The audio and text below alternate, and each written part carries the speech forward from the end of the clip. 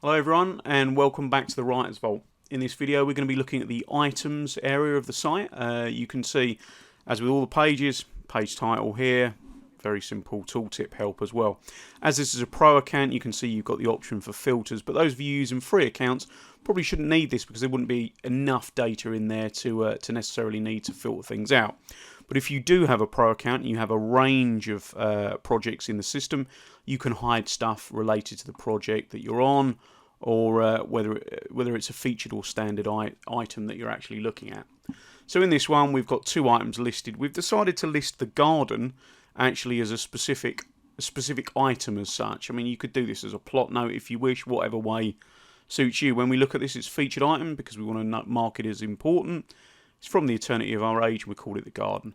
And as this book is talking about problems in a child's garden, it basically includes information here. And you can add more to this or delete things as you go. You can increase the size of it. You can upload an image if you wish. If you don't do that, you'll see the default image appears here.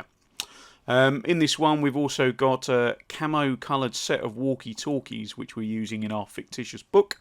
And this is a two-way set of walkie-talkies that the main character and her brother use whilst they're walking around the garden to keep in touch. Occasionally they'll go wrong and various other bits, but you can see here, very, very easy to do. To add to clear your filters, you go there.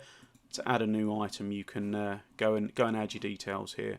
But the items is an area we're planning on adapting and adding an awful lot more functionality to this over time.